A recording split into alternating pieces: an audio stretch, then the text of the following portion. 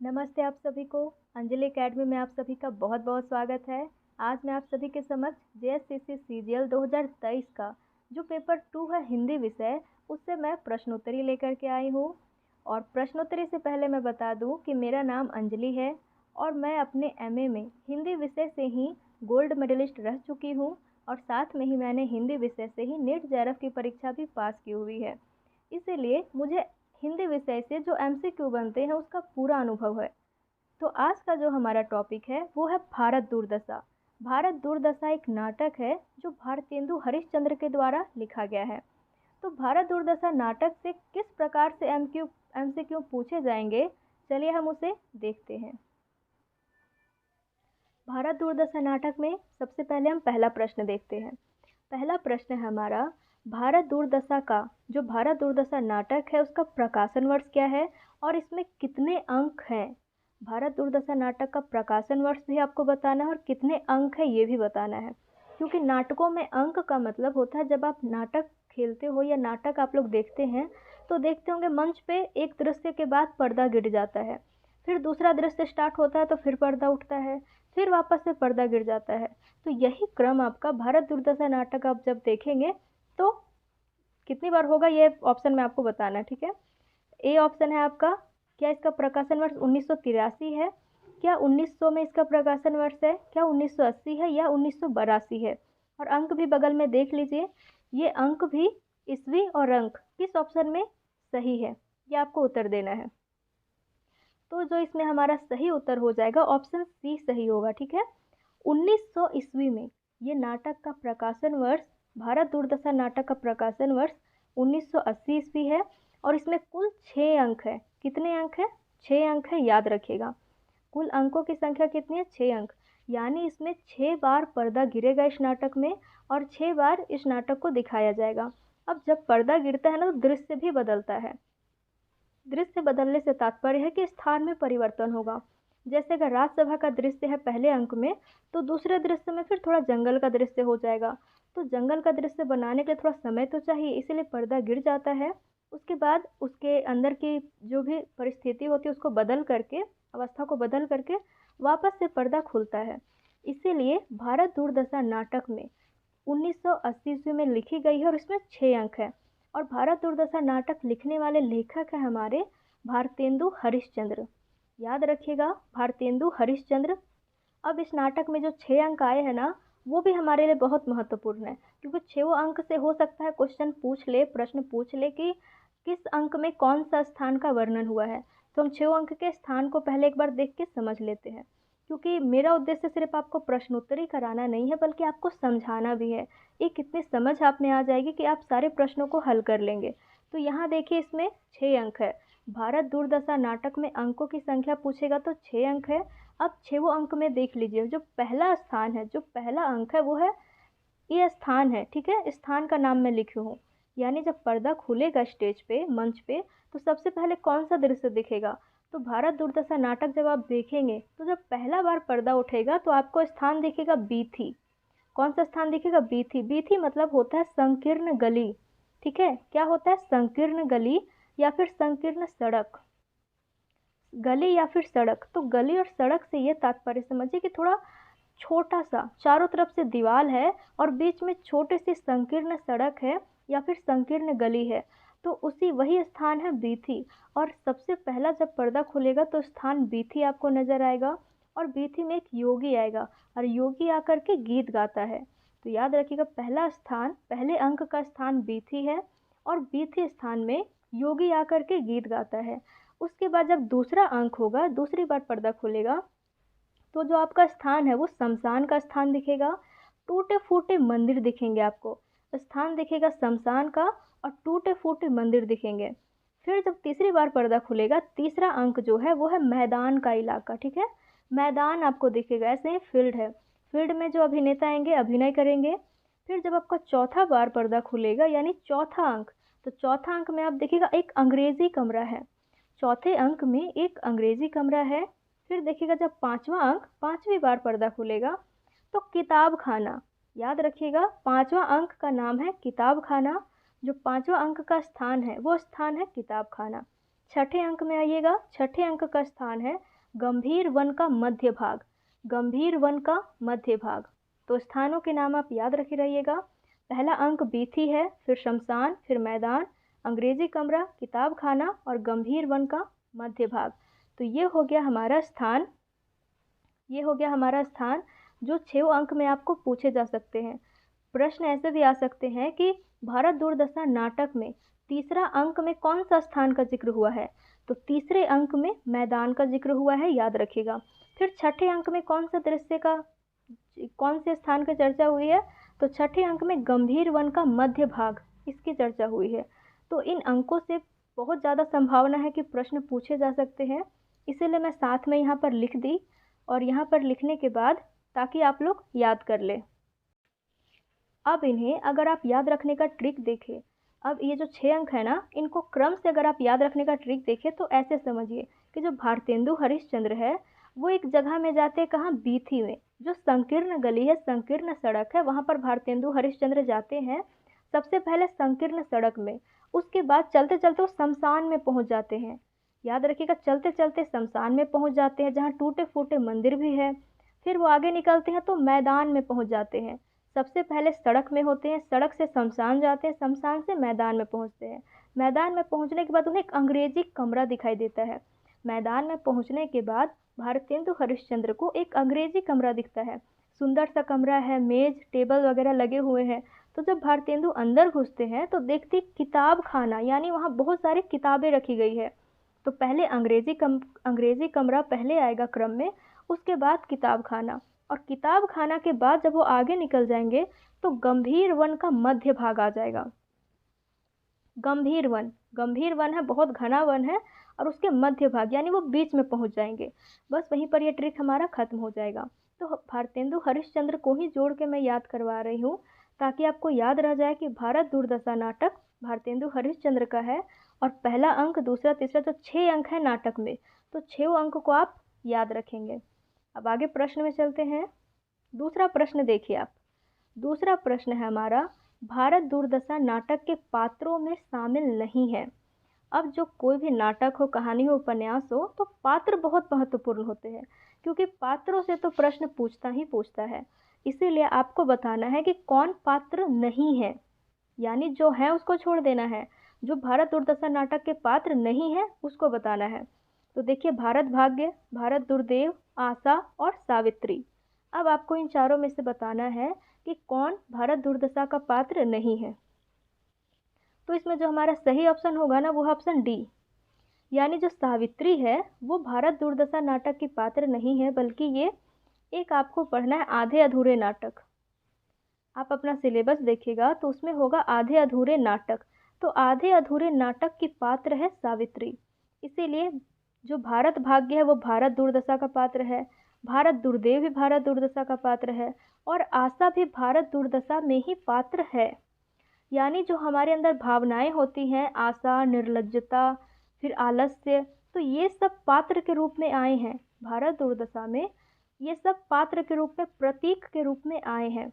तो ध्यान दीजिएगा, एक बात ध्यान दीजिए यहीं पर, भारत दुर्दशा नाटक में भारत नाम से 3 पात्र आएंगे। एक तो भारत भाग्य, एक भारत दुर्देव, और एक और पात्र है सिर्फ भारत। एक और पात्र का नाम आएगा सिर्फ भारत। यानी भारत को बचाने के लिए भारत भाग्य आता है, और भारत को नष्ट करने के लिए भारत दुर्देव आता है। दुर्देव से याद रखिएगा दुर्दशा, यानी भारत का दुर्दशा करने वाला कौन है, भारत दुर्देव। और भारत दुर्देव अपनी सेना के साथ आएगा। अब इसकी सेना आदमियों की रहेगी, लेकिन आदमियों के नाम रहेंगे रोग, मदिरा, आलस्य, तो अंधकार। ये सब किनकी सेना हो जाएगी, भारत दुर्देव की सेना हो जाएगी। यानी भारत को नष्ट करने में, भारत की दुर्दशा करने में रोग का हाथ है, मदिरा का हाथ है, मदिरा मतलब शराब, फिर आलस्य का हाथ है, और अंधकार का हाथ है। तो यही सब भारत को नष्ट करने में अपना योगदान देते हैं। तो भारत दुर्दशा नाटक के माध्यम से भारतेंदु हरिश्चंद्र हमें सीख दे रहे हैं कि भारतीयों तुम थोड़ा सुधर जाओ, आलस्य कम करो, और अगर रोग हो जाए तो थोड़ा डॉक्टर के पास जाओ, डॉक्टर से दवाई लेने में डरो मत। उसके बाद जो अंधकार है, अंधकार कब मिटेगा, जब आप विद्या प्राप्त करेंगे। तो ज़्यादा से ज़्यादा पढ़िए और विद्या प्राप्त कीजिए और अंधकार को मिटाइए यहाँ पर। उसके बाद इसमें जो सही उत्तर है वो है ऑप्शन डी। अब आगे चलते हैं, मैं आपको प्रश्न के अनुसार ही समझाते चले जाऊंगी, आप नाटक को भी समझ जाइएगा। अब देखिए तीसरा प्रश्न है कि भारत दुर्दशा नाटक के प्रथम अंक में क्या है, प्रथम अंक में किस पात्र का प्रवेश होता है? प्रथम अंक में किस पात्र का प्रवेश होता है? योगी, बंगाली, सभापति या डिसलॉयल्टी। तो ये जो चारों है ना, चारों हमारे पात्र हैं भारत दुर्दशा नाटक के ही। याद रखिएगा ये चारों पात्र हमारे भारत दुर्दशा के ही हैं। लेकिन क्वेश्चन पूछा है कि प्रथम अंक में, प्रथम अंक में सबसे पहले किसका प्रवेश होता है? तो प्रथम अंक में मैं आपको बताई थी कि सबसे पहले योगी का प्रवेश होगा प्रथम अंक में, और योगी आके गीत गाता है। क्या गाता है? गीत गाता है। और इसी गीत से आगे प्रश्न भी है, इसीलिए हम लोग आगे इस पे बातचीत करेंगे। अब आगे चलिए, चौथा नंबर क्वेश्चन देखिए। इसमें जो है क्वेश्चन, यही पंक्ति है, ठीक है। पंक्ति दी गई है कि रोवहु सब मिलके आवहु भारत भाई, हा हा भारत दुर्दशा न देखी जाई। यही पंक्ति दे करके आपसे पूछेगा कि भारत दुर्दशा में ये पंक्ति किसके द्वारा गाया गया है, या बदल के ऐसे भी पूछ सकता है ये पंक्ति दे करके कि बताइए ये कौन से नाटक की पंक्ति है। तो आप नाटक तो जान जाएंगे, भारत दुर्दशा की पंक्ति है, क्योंकि इसमें रोवहु सब मिलके आवहु भारत भाई, हा हा भारत दुर्दशा न देखी जाए। तो भारत दुर्दशा का नाम ही आ रहा है, तो भारत दुर्दशा नाटक से ये आप जान जाएंगे। लेकिन अब आप बताइए कि भारत दुर्दशा नाटक में प्रथम अंक में ये गाना गाया जाता है, लेकिन गाता कौन है? तो प्रथम अंक में तो योगी ही आएगा ना। प्रथम अंक में सिर्फ और सिर्फ एक पात्र आता है और वो है योगी। तो योगी ही आकर के गीत गाता है। याद रखे रहिएगा कि ये जो गीत है रोवहु सब मिलके आवहु भारत भाई, कौन गाएगा? तो योगी गाएगा। अब इसके बाद आगे चलते हैं, एक और क्वेश्चन है, खलनायक, ठीक है, भारत दुर्देव की सेना में कौन शामिल नहीं है? खलनायक भारत दुर्देव की सेना में कौन शामिल नहीं है? खलनायक भारत दुर्देव, यानी जो भारत दुर्देव है वो हमारा खलनायक है इस नाटक में। खलनायक मतलब विलेन है, सबको हानि पहुंचाने वाला है जो भारत दुर्देव है। तो इसीलिए मैं यहाँ प्रयोग कर दी हूँ खलनायक शब्द का, ताकि क्वेश्चन ये भी आ सकता है कि भारत दुर्दशा में खलनायक की भूमिका में कौन है? तो खलनायक की भूमिका में भारत दुर्देव है। अब कहा गया है कि भारत दुर्देव की जो सेना है उसमें कौन शामिल नहीं है? तो देखिएगा, मदिरा, रोग, आलस्य, अंधकार और निर्लज्जता। तो इसमें जो सही ऑप्शन हो जाएगा हमारा, सही उत्तर होगा वो है ई, यानी निर्लज्जता। भारत दुर्देव की सेना में निर्लज्जता शामिल नहीं है। मदिरा शामिल है, रोग शामिल है, आलस्य और अंधकार ये सब शामिल है, ये चारों शामिल है। याद रखे रहिएगा, ये चारों सैनिक के तौर पे आए हैं और भारत दुर्देव की सेना में शामिल है। लेकिन जो निर्लज्जता है, निर्लज्जता का मतलब क्या होता है? शर्म ना करना। तो जब एक पात्र इसमें भारत, तो दूसरे अंक में भारत का प्रवेश होगा, तो दूसरे अंक में भारत आकर के मूर्छित हो जाएगा, बेहोश हो जाएगा। तो बेहोश होने के बाद निर्लज्जता का प्रवेश होता है। निर्लज्जता आकर के जगाती और कहती है कि भारत उठ जाओ, अगर तुम जिंदा रहोगे तो भीख मांग के भी खा सकते हो, भीख मांग के भी तुम जिंदा रह सकते हो। शर्म हया को छोड़ो, अपने आत्मसम्मान को छोड़ो और निर्लज्जता को अपनाओ। ठीक है, मतलब जब अगर एक इंसान को, अगर आप समझ लीजिए एक इंसान के पास कुछ भी काम वगैरह नहीं बचता है, तो कितना भी पढ़ा लिखा क्यों ना हो, उसे छोटे छोटे काम भी करने पड़ते हैं। तो बहुत सारे लोग, निर्लज्जता उनके अंदर आती है कि जाने दो, काम करेंगे तो क्या दिक्कत है, काम कुछ भी छोटा बड़ा नहीं होता है। तो कई सारे लोग काम को कर लेते हैं। लेकिन कुछ लोग ऐसे होते हैं कि जो छोटे काम को करना पसंद ही नहीं करते हैं, उनके अंदर निर्लज्जता का भाव आता है और वो निर्लज्जता के भाव को आने नहीं देते, बल्कि शर्म करने लगते हैं। और शर्म करने लगते हैं, इसके कारण फिर वो कुछ भी काम नहीं कर पाते हैं। इसीलिए इस नाटक में निर्लज्जता जो पात्र है वो भारत दुर्देव की सेना में नहीं आएगी, बल्कि भारत की तरफ से आएगी। किसकी तरफ से? भारत की तरफ से आएगी। तो भारत दुर्देव की सेना में आप याद रखिएगा, मदिरा, रोग, आलस्य और अंधकार है। भारत दुर्देव की सेना में मदिरा, रोग, आलस्य और अंधकार है। बस इन्हें आप याद रखिएगा। अब आइए, एक और पंक्ति है, ये पंक्ति है, यहाँ पर देखिए। पंक्ति है कि दुनिया में हाथ पैर हिलाना नहीं अच्छा, मर जाना पर उठ के जाना नहीं अच्छा। दुनिया में हाथ पैर हिलाना नहीं अच्छा, मर जाना पर उठ के जाना नहीं अच्छा। तो उपर्युक्त पंक्तियाँ भारत दुर्दशा में किसके द्वारा गाया गया है? अब ये जो पंक्ति है वो कौन गाता है? तो मदिरा, रोग, आलस्य, अंधकार या निर्लज्जता। तो आप लोग अब समझ जाएंगे कि दुनिया में हाथ पर हिलाना नहीं अच्छा, मर जाना पर उठ के जाना नहीं अच्छा। तो जब कोई आदमी आलस करेगा तब तो इसका सही उत्तर हो जाएगा कौन? आलस्य। सही उत्तर हो जाएगा आलस्य। यानी जो इसमें आलस्य है वो ये पंक्ति आकर के कहता है कि मैं आलस्य हूँ और दुनिया में लोग काम ना करें, यानी दुनिया में हाथ पैर हिलाना नहीं अच्छा, मर जाना पर उठ के जाना नहीं अच्छा। तो भारत के लोगों में ये आलस्य पूरी तरीके से घर कर गया है, घुस गया है। तो 1980 के समय में भारतेंदु हरिश्चंद्र ये नाटक लिख करके बताना चाहते हैं कि भारतीय सुनो, तुम आलस्य के चपेट में आ चुके हो, इतने आलसी हो गए हो कि अपना काम भी नहीं करते हो। और जब अपना काम नहीं करोगे तो देश का भला कैसे होगा? अपना काम करोगे फिर देश के लिए काम करोगे तब तो देश का भला होगा, तब तो अंग्रेज हमें छोड़ के जाएंगे। इसीलिए ये जो पंक्ति है वो आलस्य का कहना है इसमें, ठीक है, आलस्य की पंक्ति है। अब 7वें नंबर प्रश्न में आइए। यहाँ पर प्रश्न है, भारत दुर्दशा नाटक के अंतिम अंक में कौन आत्महत्या करता है?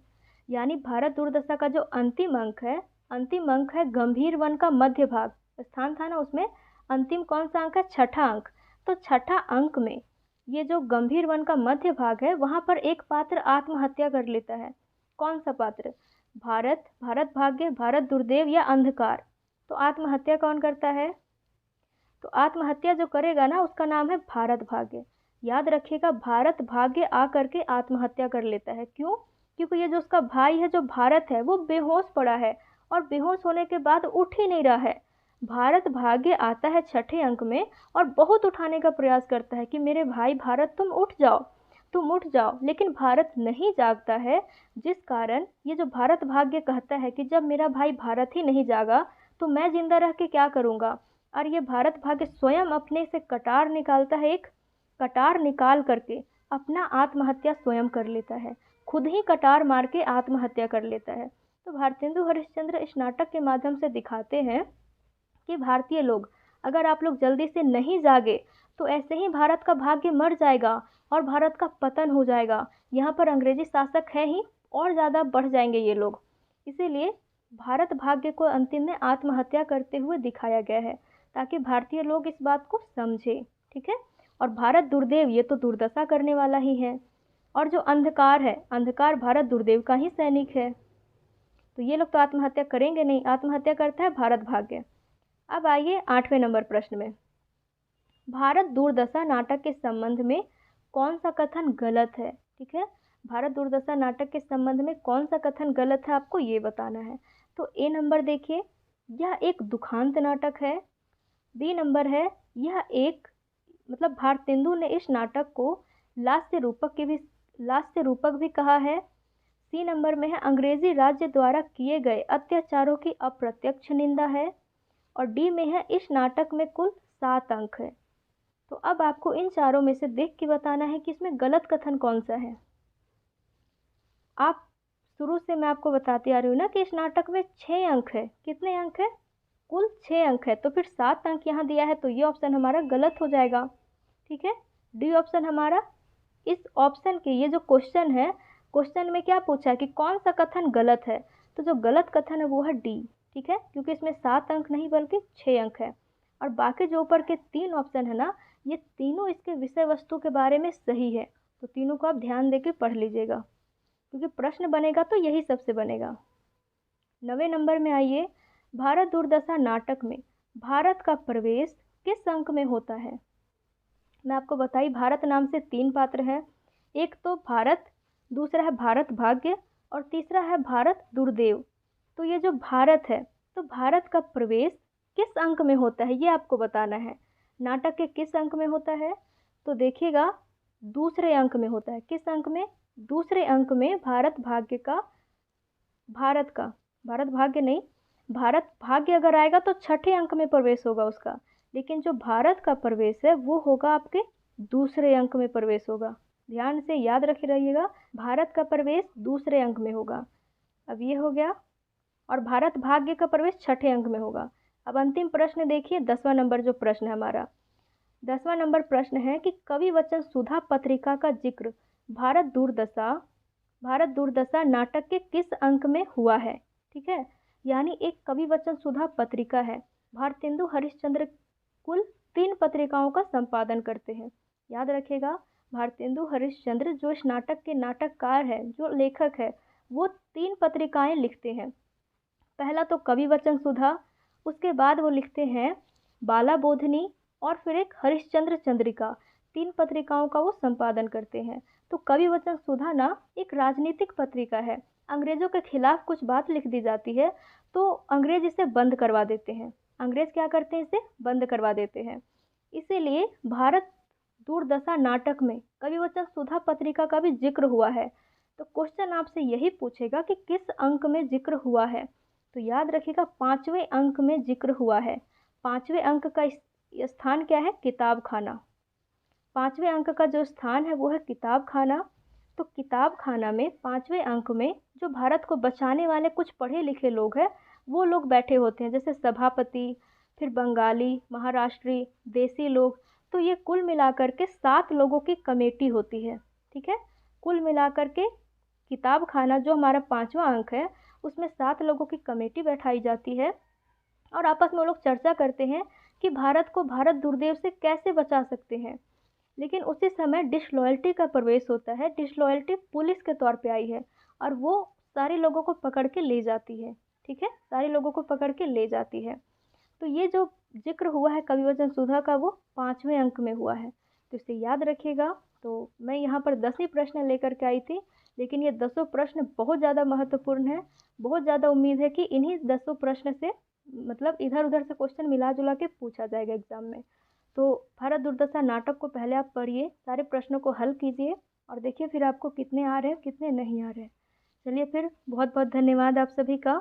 और ये जो प्रश्न है, अगर आपको प्रश्न भी ऐसे PDF के तौर पे चाहिए तो मेरा एक टेलीग्राम चैनल है, अंजलि एकेडमी के नाम से ही है। तो आप उस टेलीग्राम को ज्वाइन कर सकते हैं। टेलीग्राम चैनल को मैं लिंक डिस्क्रिप्शन में दे दूँगी, आप वहाँ से देख सकते हैं। चलिए फिर, इसी तरह के प्रश्नोत्तरी सीरीज़ में लाती रहूँगी समय समय पे। बहुत बहुत धन्यवाद सभी का। मिलते हैं फिर अगली क्लास में।